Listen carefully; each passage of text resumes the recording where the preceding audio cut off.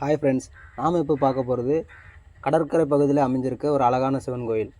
இது எங்கே இருக்குன்னா, திருவனந்தபுரத்துலேருந்து 25 கிலோமீட்டர்லையும் கன்னியாகுமரியிலேருந்து 75 கிலோமீட்டர்லையும் இருக்க புளியங்குடி அப்படிங்கிற கிராமத்தில் இந்த கோயில் அமைஞ்சிருக்கு. இந்த இடத்தோட லொக்கேஷன் லிங்கு டிஸ்கிரிப்ஷனில் கொடுத்துருக்கோம்.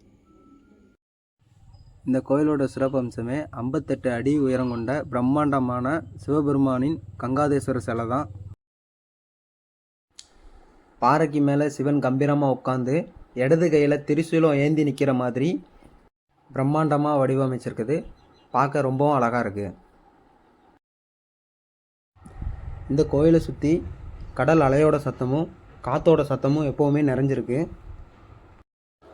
சிவன், பார்வதி, விநாயகருக்கு தனித்தனி சன்னதி அமைச்சிருக்காங்க. சன்னதி வீடியோ ஃபோட்டோ எடுக்கிறதுக்கான அனுமதி இந்த கோயிலில் கிடையாது. நீங்கள் கார் பைக்கில் வர மாதிரி இருந்தால் கோயில் பக்கத்திலே உங்களுக்கான கார் பார்க்கிங் வசதி இருக்குது. 20 ரூபா கட்டணம் செலுத்தி கார் பார்க்கிங் வசதி பயன்படுத்திக்கலாம்.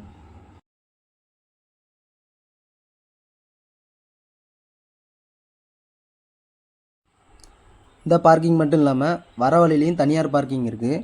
அதில் வண்டி விட்டுட்டு வந்தோம் அப்படின்னா வயசானவங்களுக்கும் குழந்தைகளுக்கும் நடந்து வர்றதுக்கு கொஞ்சம் சிரமமாக இருக்கும்.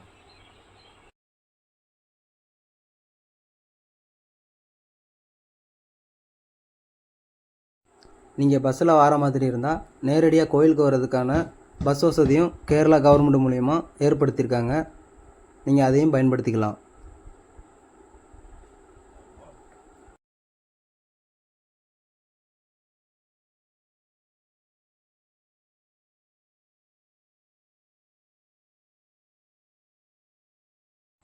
கடல் பக்கத்திலே கோயில் அமைஞ்சிருக்கிறதுனால ஃபேமிலியோட பீச்சுக்கு வந்து என்ஜாய் பண்ணுறதுக்கு நல்ல இடமாவும் இருக்கும்.